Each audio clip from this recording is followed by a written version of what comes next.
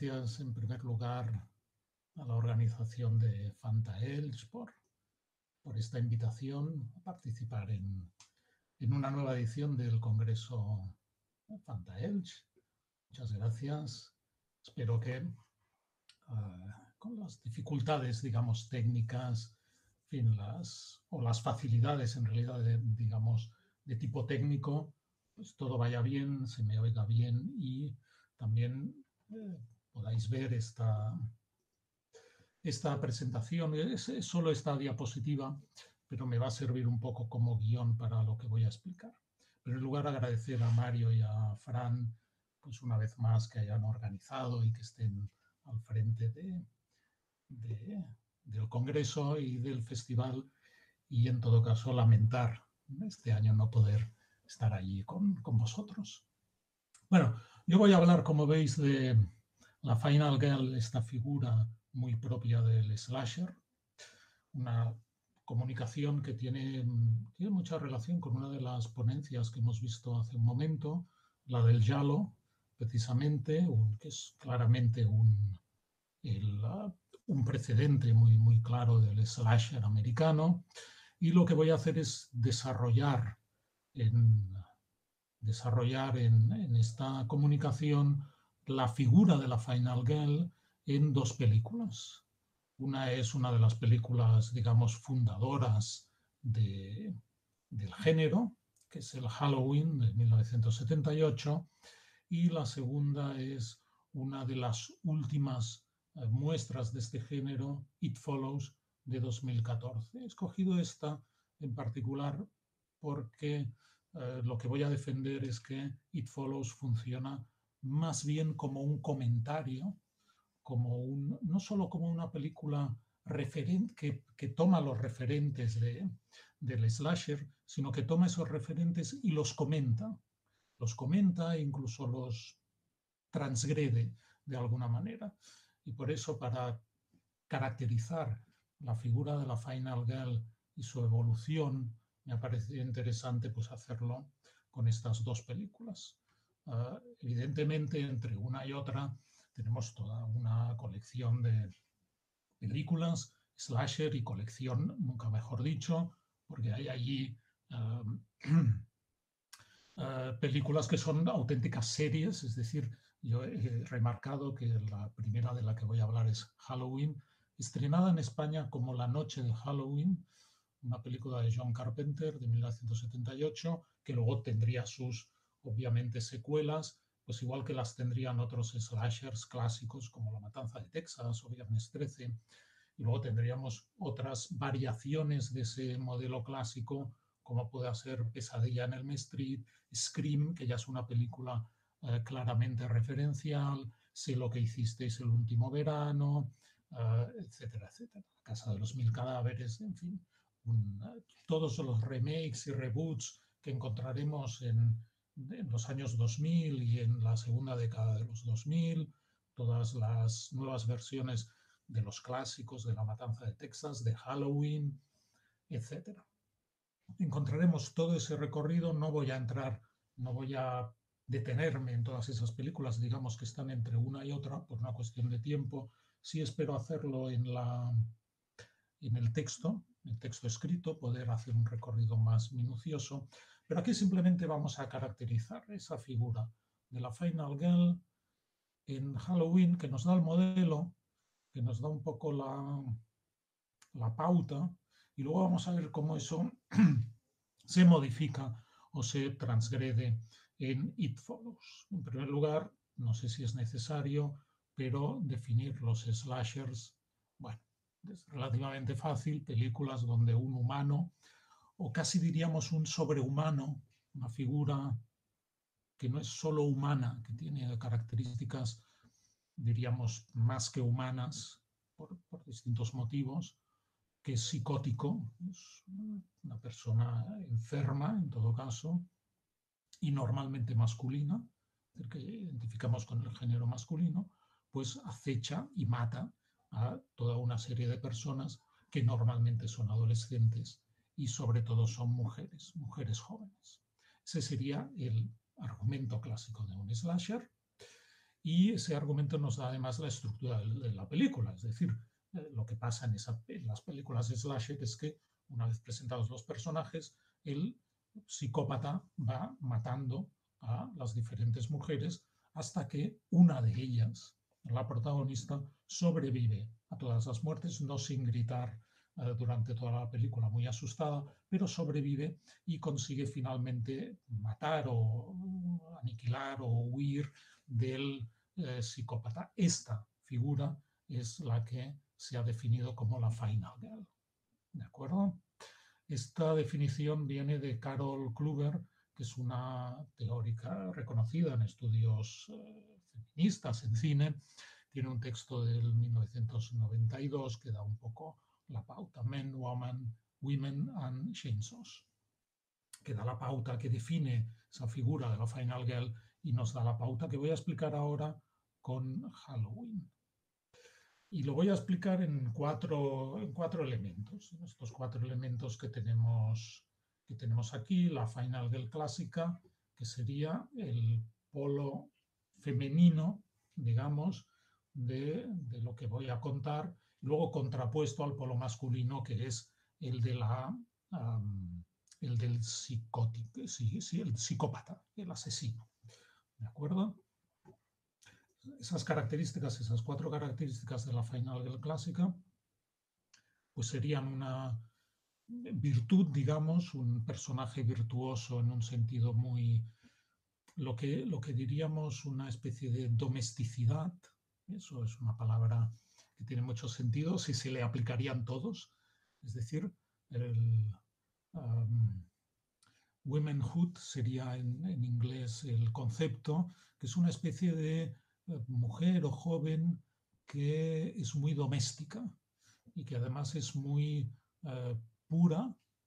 Por pura entendemos ahí tanto el aspecto sexual como cualquier otro, en general libre de vicios, es piadosa, es sumisa y es doméstica. Un poco esa sería la imagen característica que se refiere a la primera idea. Esa, la Final Girl tiene virtud moral, es casta y obediente. Laurie, que es la Final Girl de Halloween, cumple perfectamente estas características.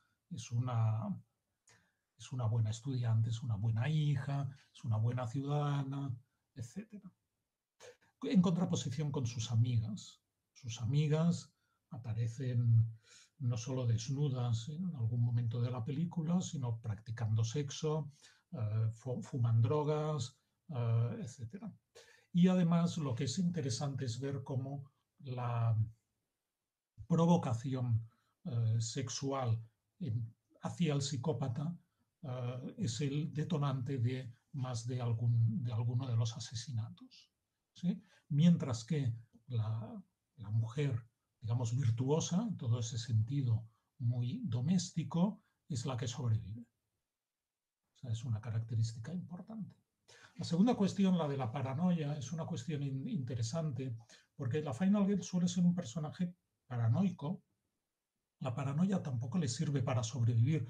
Paranoico aquí quiere decir una vigilancia sobre el peligro. Se siente amenazada, se siente asediada por motivos que no acaban de estar del todo bien definidos y tampoco es que la paranoia la lleve a sobrevivir, pero sí que en todo caso se la muestra con esa condición intranquila, vigilante, que no tienen sus compañeras.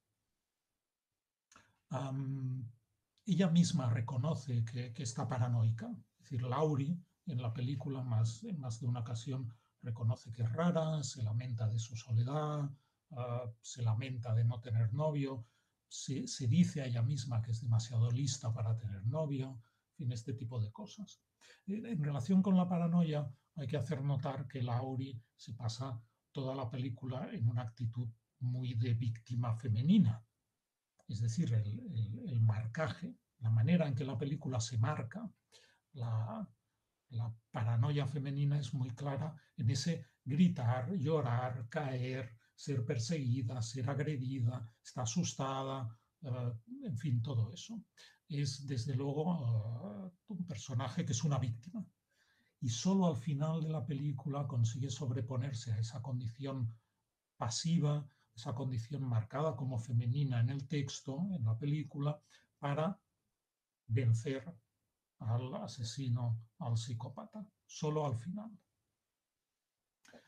Y lo consigue con unos atributos muy masculinos. Es decir, hay que hacer notar que cuando la Final Girl clásica consigue superar su condición de víctima por unos breves momentos, lo hace al adoptar una actitud masculina, normalmente cogiendo incluso literalmente el arma del asesino y acuchillando ella misma al psicópata. Es decir, haciendo lo que el psicópata había hecho con sus amigas o con ella misma. ¿Vale? Una actitud masculina, una actitud de sobreponerse de manera activa, una actitud marcada como masculina en el texto.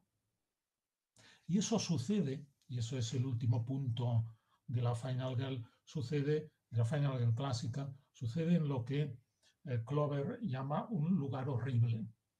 Lugar horrible se refiere a que las víctimas, estas víctimas femeninas, suelen acabar encerradas en un lugar donde ellas mismas se encierran creyéndose protegidas, normalmente la propia casa o incluso habitaciones pequeñas dentro de la propia casa. Laurie es muy literal, se encierra en un armario y ese armario en realidad es una trampa porque no tiene salida. Y el psicópata la encuentra en el armario y ya cuando todo parece perdido es cuando ella le coge el cuchillo y consigue matarlo, o aparentemente matarlo. Vamos rápidamente con las características del psicópata porque nos van a dar el contrapunto. Lo que hasta aquí estaba básicamente marcado como femenino, en el psicópata está marcado como masculino. El psicópata es un personaje hipermasculino. Es un personaje que además muestra una masculinidad muy contenta, muy contenta, he dicho por error, pero no es del todo errónea, es decir, es como esa masculinidad, digamos, clásica, tradicional, muy violenta, muy agresiva, una masculinidad en contra de. Una masculinidad que además se suele expresar con lo que se ha llamado una furia psicosexual, es decir, en relación con algunas cuestiones relacionadas con lo sexual y que, por ejemplo, en el caso de Halloween se muestran con esa forma en que el personaje de Michael Myers, que es el psicópata en esta película, o parece sentirse agredido por esa seducción, digamos, de tipo erótico sexual por parte de algunas de las adolescentes femeninas que aparecen en la película. Aquí es muy interesante la forma fílmica. La película adopta el punto de vista del asesino, con distinto punto de vista utilizando una cámara subjetiva, lo que llamaríamos una mostración interna primaria y secundaria, que llevan todo el rato al espectador a identificarse con la mirada del asesino, no de la víctima. Es decir, cuando Michael Myers mira a la amiga de Laurie y esta se está desnudando porque se ha ensuciado el vestido y se desnuda y se va a cambiar, quien mira es el psicópata, pero también el espectador. El espectador tiene también esa mirada de espía, esa mirada de perversa incluso, esa mirada, he dicho antes por error, contenta y de alguna manera en una masculinidad, desde luego malentendida, en una masculinidad muy tradicional y muy agresiva, pues sería esa idea, ¿no? Es interesante esa forma fílmica que adopta prácticamente toda la película. Prácticamente toda la película. Y las armas son fálicas, obviamente, y se usan como sustituto del sexo. Armas fálicas que al final de la película Laurie podrá utilizar para su beneficio. En como suele pasar en estos casos, me estoy quedando ya sin tiempo y por lo tanto voy a hacer nada, un apunte de apenas un minuto de It Follows, que recomiendo que se vea como una película que es el contrapunto o el comentario de esta. Básicamente quiero hacer notar un par de ideas. La primera, mientras que Lori es una mujer muy doméstica, pero también muy solitaria, Jay, que es la protagonista de It Follows, es una mujer muy acompañada por sus amigos. Hay una verdadera hermandad de amigos que acompaña todo el rato a la protagonista y de alguna manera la apoyan. Muy a menudo no la creen. Es un personaje también con un punto de paranoico. En este caso la paranoia está justificada. No la creen, pero la apoyan de todas maneras. Están a su lado. Esto es una diferencia muy importante con la tradición slasher. Demuestra un conocimiento del género y una manera de comentar eso de una manera creo que muy inteligente. Y el otro punto, así muy rápidamente, en el que quiero comentar con respecto a It Follows, es el lugar horrible, ese lugar horrible que suele aparecer en todas las películas slasher, que también aparece, y aquí aparece en una escena culminante, el clímax de la película, en el momento en que Jay y sus amigos van a una piscina. Es un lugar oscuro, cerrado, sin salida, donde será una vez más atacada, no exactamente por un psicópata, sino por una entidad sobrehumana, como he dicho antes, y ese lugar oscuro, ese lugar horrible que aparece aquí, es un lugar horrible que es una vez más comentado en la película.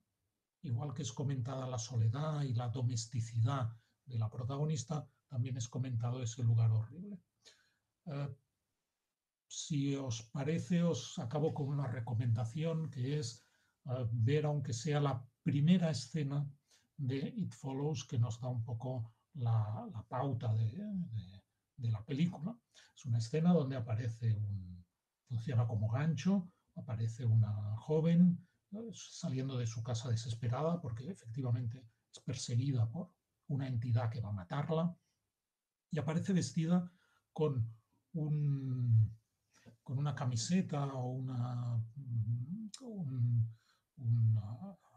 es una bata, viene a ser una camiseta como muy de estar por casa, y unos pantalones cortos, también muy de estar por casa, pero curiosamente, de una manera muy disruptiva, lleva zapatos de tacón de aguja.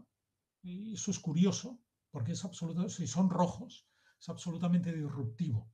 Es decir, se nos muestra una mujer joven, muy doméstica, o que en todo caso estaba presentada en un contexto doméstico, pero con un zapato muy identificado con lo femenino. Y además sale huyendo, corriendo, con lo cual ese zapato nos va a dar la clave, nos va a dar la idea que estamos frente a una película que no es un slasher cualquiera, sino que viene a ser un comentario de la tradición de slasher hasta el momento. Y hasta aquí prácticamente, en fin, me he pasado un poco del tiempo y me sabe mal. En todo caso, intentaré desarrollar con más detalle el argumento, por si interesa, en el texto, en la publicación.